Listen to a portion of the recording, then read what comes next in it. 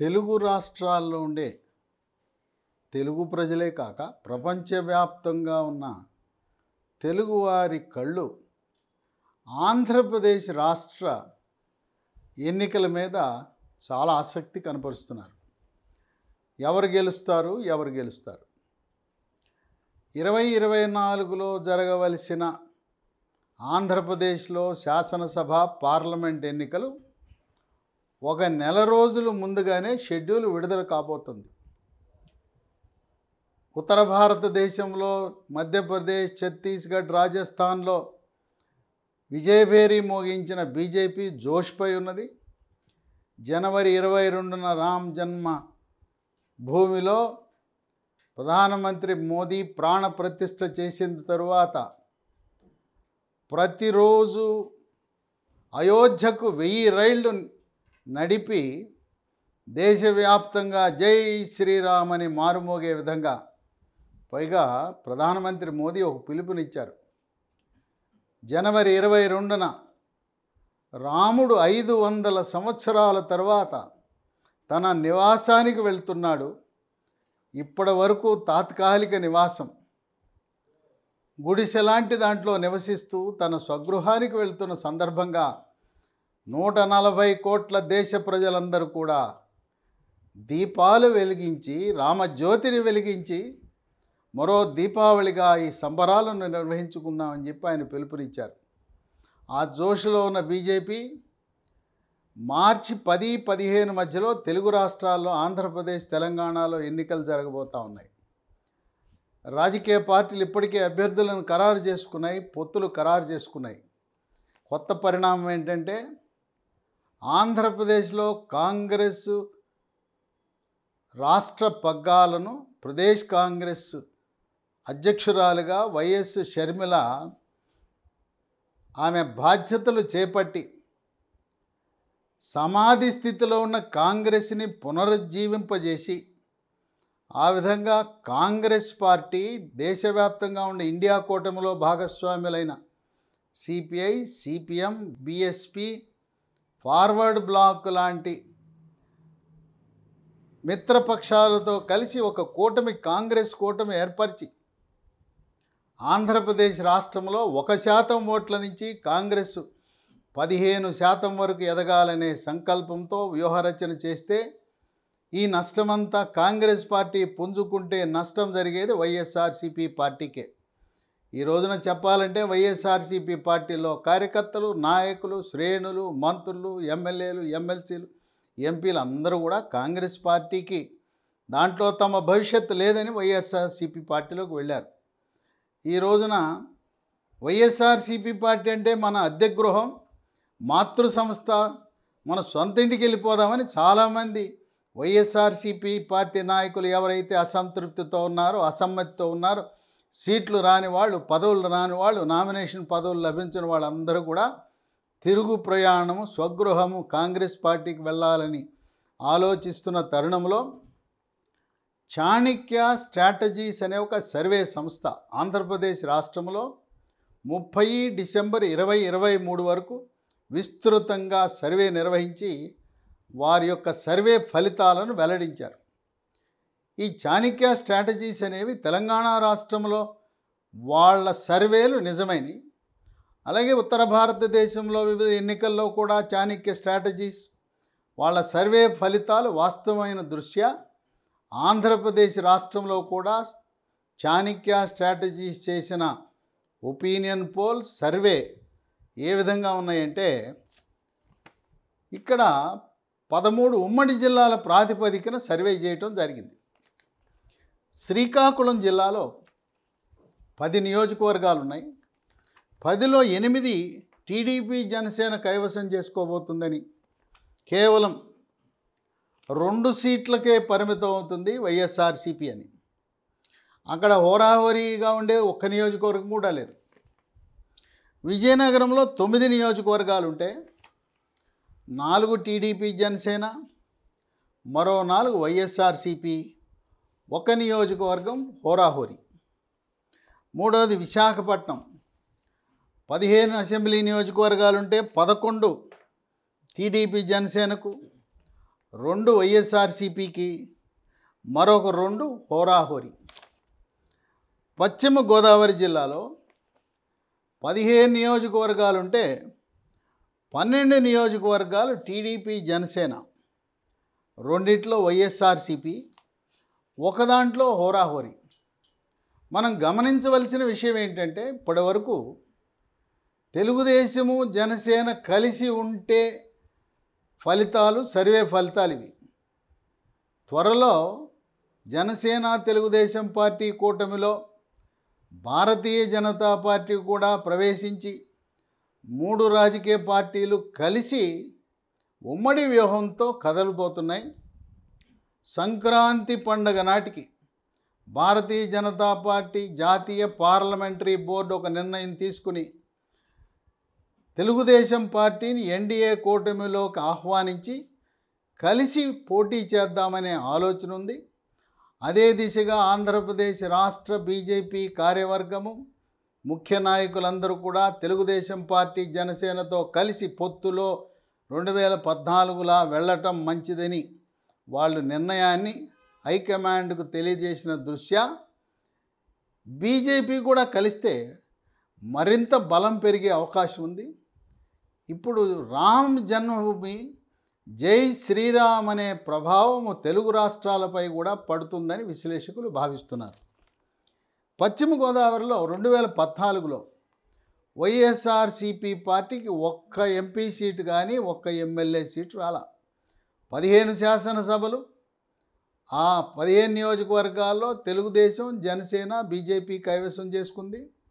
ఈ జిల్లా పరిధిలో ఉన్న 3 పార్లమెంటు సీట్లు, నరసాపురం, ఏలూరు, రాజమండ్రి, మూడిట్లో కూడా మహాకూటమి తెలుగుదేశం జనసేన బీజేపీ కూటమి కైవసం చేయించుకోవటం అనేది విషయం. అదే దిశగా ఇప్పుడు పశ్చిమ గోదావరి జిల్లాలో వైఎస్ఆర్సీపీ పార్టీ జీరో కొట్టే అవకాశాలు ఉన్నాయని విశ్లేషకులు భావిస్తున్నారు. 2019 ఎన్నికల్లో కూడా అక్కడ గెలిచిన అభ్యర్థులందరూ కూడా 2000, 3000, 4000 తక్కువ మార్జిన్తోనే గెలవటం అనేది ఒక విశేషం. తూర్పుగోదావరి జిల్లాలో 19 నియోజకవర్గాల్లో 16 నియోజకవర్గాల్లో బీజేపీ జనసేన, రెండిట్లో మాత్రమే వైఎస్ఆర్సీపీ, ఒక సీట్లో హోరాహోరీ. విశేషం ఏంటంటే ఉభయ గోదావరి, తూర్పు పశ్చిమ గోదావరి జిల్లాలో జనసేన ప్రభావం చాలా అధికంగా ఉంది. అప్పుడు చిరంజీవి ప్రజారాజ్యం పార్టీ పెట్టినప్పుడు కూడా ఉభయ గోదావరి జిల్లాలో దాని ప్రభావం అధికంగా ఉంది. ఇప్పుడు వాళ్ళు వైఎస్ఆర్సీపీని వీడి జనసేన పార్టీని ఆదరించే సూచనలు ఉభయ గోదావరి జిల్లాల్లో, ఆంధ్రప్రదేశ్ రాష్ట్రంలో నివసిస్తున్న 13 నియోజకవర్గాల్లో కాపు, బలిజ, తెలగ, ఒంటరి, తూర్పు కాపు, మున్నూరు కాపు, ఈ సామాజిక వర్గాలన్నీ కూడా జనసేనను ఆదరించాలనే సంకల్పంతో ముందుకు కదులుతున్న తరుణంలో ఉభయ గోదావరి జిల్లాలో వైఎస్ఆర్సీపీ పార్టీకి గడ్డు కాలమే. కృష్ణా జిల్లాలో 16 నియోజకవర్గాలుంటే 12లో టీడీపీ జనసేన, 2 వైఎస్ఆర్సీపీ, 2 హోరాహోరీ. గుంటూరు జిల్లాలో 17 నియోజకవర్గాలుంటే 12 నియోజకవర్గాలు టీడీపీ జనసేన, కేవలం వైఎస్ఆర్సీపీ 3, హోరాహోరీ 2 ఉన్నాయి. ఇప్పుడు ఇతర జిల్లాలను కూడా పరిశీలిద్దాం. చాణక్య స్ట్రాటజీస్ నిర్వహించిన సర్వేలో ప్రకాశం జిల్లాలో 12 సీట్లు ఉంటే టీడీపీ జనసేనకి 8, వైఎస్ఆర్సీపీకి 3, హోరాహోరీ 1. ఇక నెల్లూరు విషయానికి వస్తే 2019 ఎన్నికల్లో 10 సీట్లకు 10 సీట్లు, అన్ని సీట్లను వైఎస్ఆర్సీపీ కైవసం చేసుకుంది. ఇంకో విషయం ఏంటంటే నెల్లూరుతో పాటు రాయలసీమలో ఇక్కడ 52 సీట్లు ఉన్నాయి, నెల్లూరుతో కలిపి 62 సీట్లు ఉన్నాయి. ఈ 62 సీట్లలో విశేషం ఏంటంటే తెలుగుదేశం పార్టీ తీవ్రంగా నష్టపోయింది. కేవలం 3 నియోజకవర్గాల్లో విజయం సాధించింది. 62 నియోజకవర్గాలకు 3 విజయం సాధించింది 2019లో. అవి కూడా ఏంటి? హిందూపురంలో బాలకృష్ణ, ఉరవకొండలో పయ్యావుల కేశవ్, కుప్పంలో చంద్రబాబు నాయుడు. అంటే రాయలసీమలో వాషౌట్ అయిపోయింది తెలుగుదేశం పార్టీ. దీనికి కారణం ఏంటంటే ఓట్లు చీలిపోయినాయి. జనసేన బలిజ సామాజిక వర్గం ఎవరైతే రాయలసీమలో నెల్లూరు జిల్లాలో ఉన్నారో వాళ్ళందరూ కూడా జనసేన పార్టీని ఆదరించటం వల్ల ఆ విధంగా ఓట్లు చీలిపోయి వైఎస్ఆర్సీపీ పార్టీ ప్రభంజనాన్ని చూపించింది. కానీ ఇప్పుడు పరిస్థితి భిన్నంగా ఉంది. 3 సీట్లకే పరిమితమైన తెలుగుదేశం పార్టీ జనసేన ఈసారి సగం పైగా సీట్లను కైవసం చేసే విధంగా సర్వేలు వెలువడుతున్నాయి. నెల్లూరు జిల్లాలో అక్కడుండే 10 సీట్లలో 6 సీట్లు జనసేన టీడీపీ, 3 వైఎస్ఆర్సీపీ, హోరాహోరీ 1. కడప జగన్మోహన్ రెడ్డికి కంచుకోట అనుకున్నాం. ఆ కంచుకోట బీటలు వారింది. కడపలో ఉన్న 10లో కేవలం 4 నియోజకవర్గాల్లోనే, అది కూడా కడప పార్లమెంటు పరిధిలోనే ఎక్కువ గెలిచే అవకాశం ఉంది. రాజంపేట పార్లమెంటు పరిధిలో జనసేన తెలుగుదేశం పార్టీ చాలా బలంగా ఉంది. అందువల్ల కడపలో 4 సీట్లు మాత్రమే పరిమితం అవుతుంది వైఎస్ఆర్సీపీ, 4 సీట్లు టీడీపీ జనసేన, హోరాహోరీ 2. కర్నూలు 14 సీట్లకు 14 కైవసం చేసుకున్న వైఎస్ఆర్సీపీ ఈసారి కర్నూలులో కేవలం 7 సీట్లకే పరిమితం అవుతుంది వైఎస్ఆర్సీపీ. తెలుగుదేశం పార్టీ 5 సీట్లు కర్నూలులో విజయం సాధించే అవకాశం ఉంది. అనంతపురంలో 14 సీట్లు ఉంటే 10 సీట్లు తెలుగుదేశం జనసేన, 3 సీట్లు వైఎస్ఆర్సీపీ, 1 సీటు హోరాహోరీ. ఇక చిత్తూరు చంద్రబాబు నాయుడు సొంత జిల్లా, ప్రతిష్టాత్మకంగా తీసుకుని ఈసారి 14లో ఆయన జిల్లాలో టీడీపీ జనసేన 7, వైఎస్ఆర్సీపీ 5, హోరాహోరీ 2. ఈ విధంగా మొత్తం మనం చూసుకుంటే 175 సీట్లకు గాను టీడీపీ జనసేన, భవిష్యత్తులో బీజేపీ కూడా కలిస్తే 115 సీట్లు గ్యారంటీగా వస్తాయని చాణక్య స్ట్రాటజీస్ వాళ్ళ సర్వే నివేదిక వెల్లడించడం జరిగింది. పత్రికాముఖంగానే వెల్లడించారు వాళ్ళు. వైఎస్ఆర్సీపీకి పరిమితమైంది కేవలం 42. హోరాహోరీ 18 నియోజకవర్గాలు ఉన్నాయి. అయితే వీటిని హోరాహోరీని కూడా వీటిల్లో కలిపితే తెలుగుదేశం జనసేన భవిష్యత్తులో కలవబోయే బీజేపీ కూటమి 115 నుంచి 128 మధ్యలో సీట్లు వస్తాయని, వైఎస్ఆర్సీపీ పార్టీ 42 నుంచి 55కు పరిమితం అవుతాయని, ఇక ఇతరులు 4 నుంచి 7 సీట్లు ఉండే అవకాశం ఉందని ఈ సర్వే వెల్లడిస్తూ ఉంది. ఈ సీట్లు ఇప్పుడు రాబోయే సీట్లు చూస్తే 2014లో జనసేన తెలుగుదేశం బీజేపీ కూటమి కంటే కూడా ఎక్కువ సంఖ్య ఉంది. దానికి కొన్ని కారణాలు ఉన్నాయి. జగన్మోహన్ రెడ్డి స్వయంకృతాపరాధం. ఎన్నికల ముందు మేము అమరావతిని అభివృద్ధి చేస్తామని జగన్మోహన్ రెడ్డి ఎన్నికల మేనిఫెస్టోలో చెప్పాడు.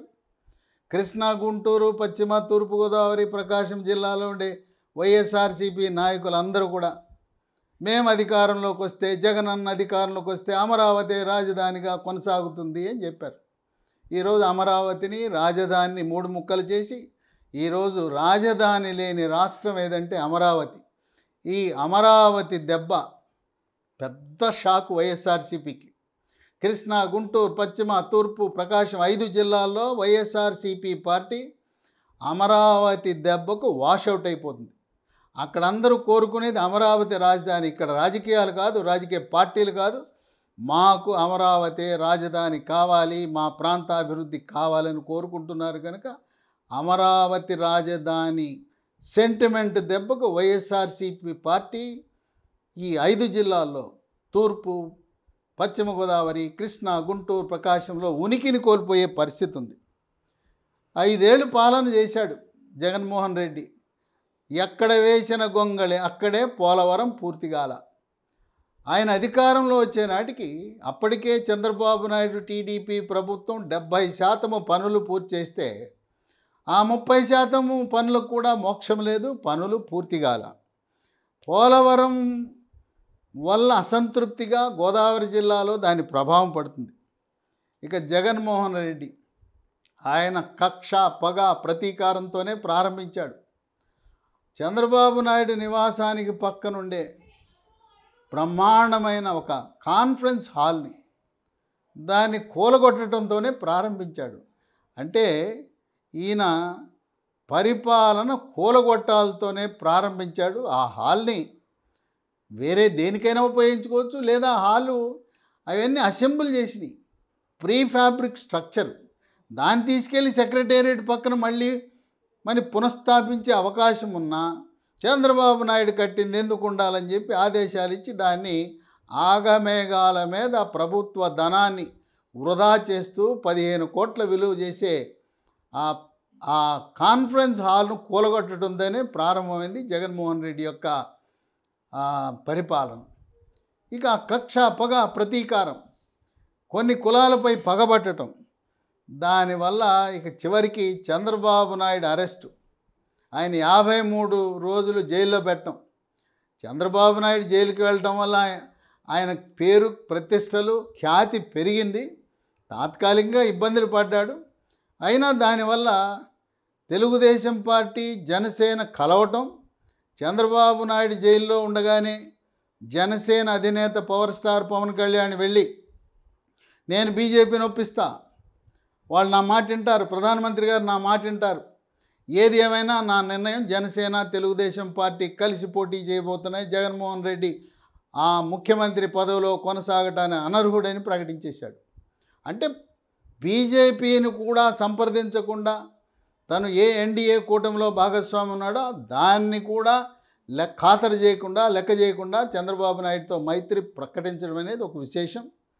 ఆ విధంగా చంద్రబాబు నాయుడు అరెస్టు, ప్రశాంత్ కిషోర్ పీకే వద్దు వద్దు నష్టం జరుగుతుంది వద్దు వద్దు అన్నా కూడా వినకుండా ఆయన అరెస్ట్ చేసి స్వయంకృతాపరాధము, భస్మాసుర హస్తముల, భస్మాసురుడు ఏ విధంగా తల మీద చేయబెట్టుకుని భస్మమయ్యాడో అదేవిధంగా చంద్రబాబు నాయుడు యొక్క అరెస్టు ఆత్మహత్య సదృశ్యమని విశ్లేషకులు భావిస్తున్నారు.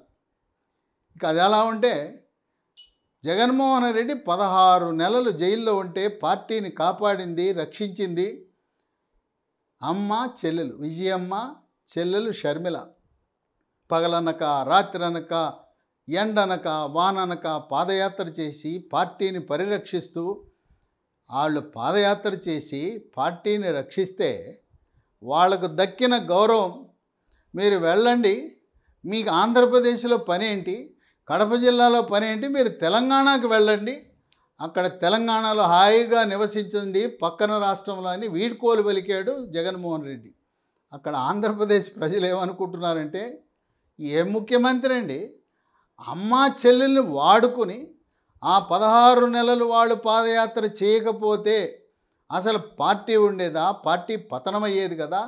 ఇక అమ్మా చెల్లెల్ని ఆదరించిన వాడికి మమ్మల్ని ఉద్ధరిస్తాడని మాట్లాడుకుంటున్నారు.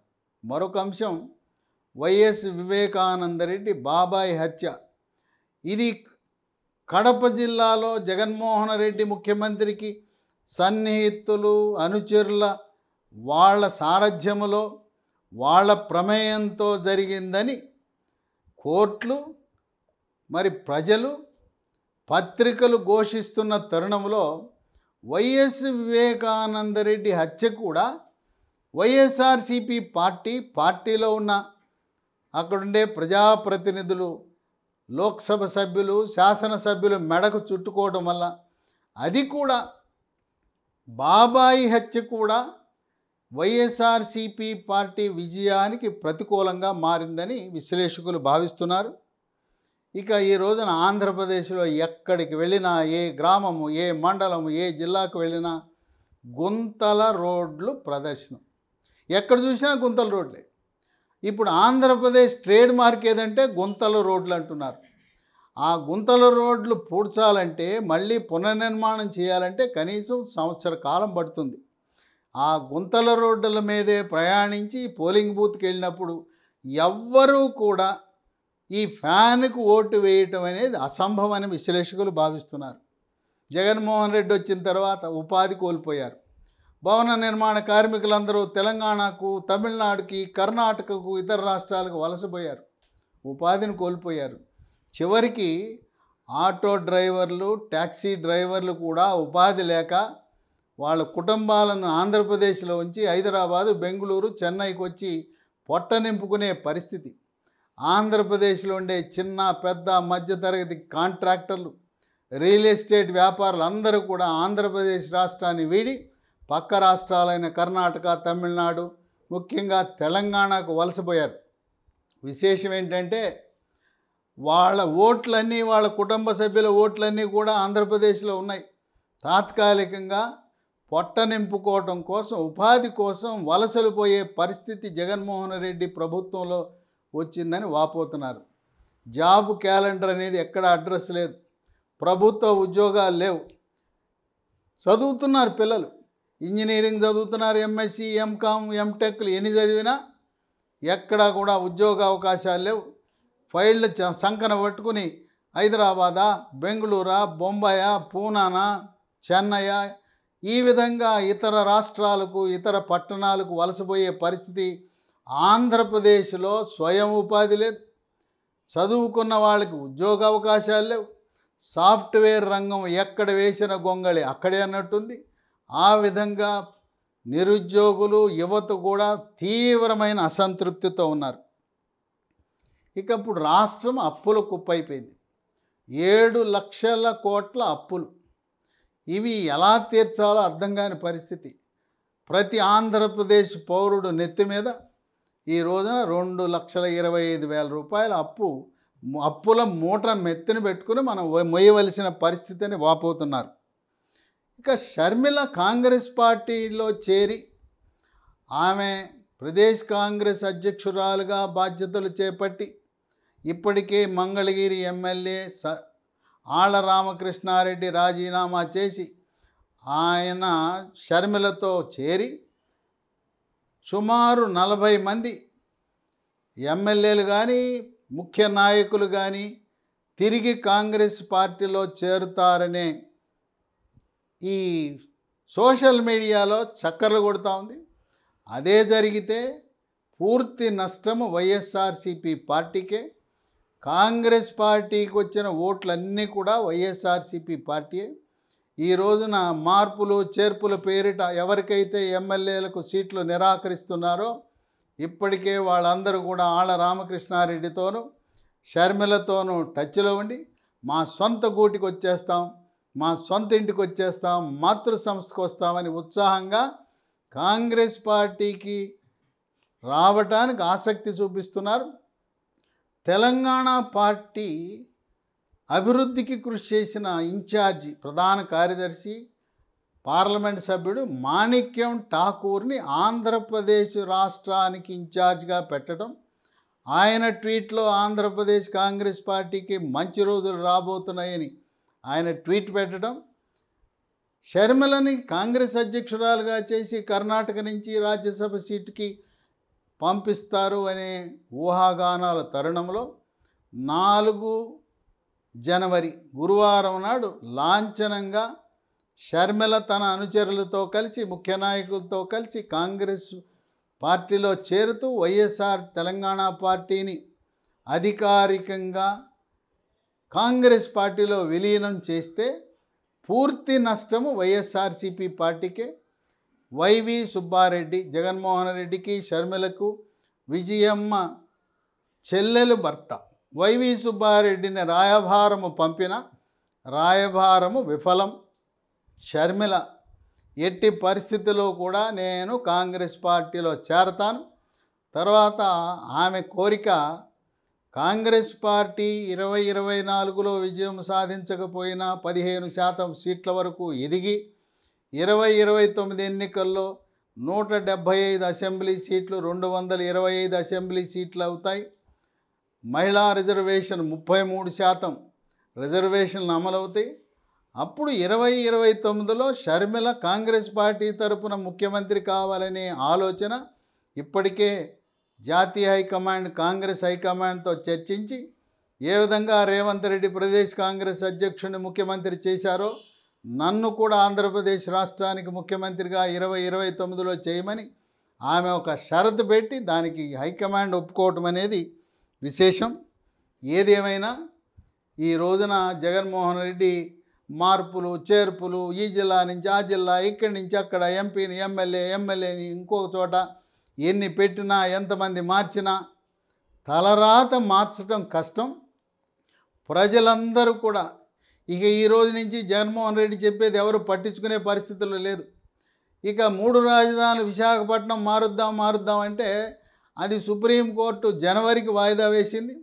ఇక వాళ్ళు కూడా న్యాయమూర్తులు, సుప్రీంకోర్టు న్యాయమూర్తులు ఏమనుకుంటారు, ఎలాగో ఎన్నికలు జరుగుతున్నాయి కదా, కొత్త ప్రభుత్వం వస్తుంది కనుక కొత్త ప్రభుత్వానికి వదిలేద్దాం, మనం దీన్ని అలా అలా అలా దాటేసుకుంటూ పోతే సరిపోతుందేమో అనే ఆలోచనలో కూడా ఉండే అటువంటి పరిస్థితి ఉత్పన్నం కావచ్చు. ఎవరు కూడా న్యాయమూర్తులు కూడా న్యాయానికి కట్టుబడి ఉన్నప్పుడు ఈ టర్మ్ అయిపోయి ఫిబ్రవరి 20వ తారీఖు నోటిఫికేషన్ వస్తుంటే ఈ సమయంలో జగన్మోహన్ రెడ్డి ఆంధ్రప్రదేశ్ ముఖ్యమంత్రి, ఆంధ్రప్రదేశ్ క్యాబినెట్ తీసుకున్న నిర్ణయాన్ని ఏ న్యాయస్థానాలు కూడా గౌరవించే అవకాశం లేదు. కనుక విశాఖ రాజధాని అనేది కేవలం ఎండమావులేని విశ్లేషకులు భావిస్తున్నారు.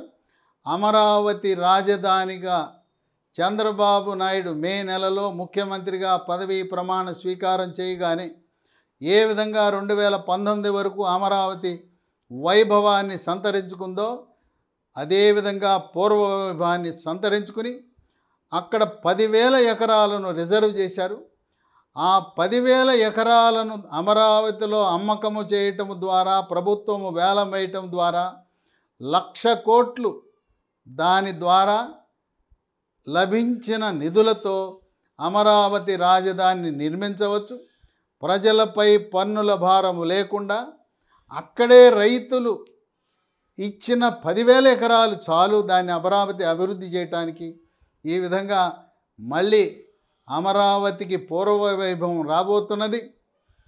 రియల్టర్లు, కాంట్రాక్టర్లు అందరూ, వలస కార్మికులు, భవన నిర్మాణ కార్మికులు అందరూ కూడా ఎప్పుడా ఇక్కడ జగన్మోహన్ రెడ్డి ప్రభుత్వం మారితే, చంద్రబాబు నాయుడు అధికారంలోకి వస్తే రావటానికి ప్రవాసాంధ్రులు కూడా, ఎన్ఆర్ఐలు కూడా ఎంతో ఉత్సాహంతో ఉన్నారు.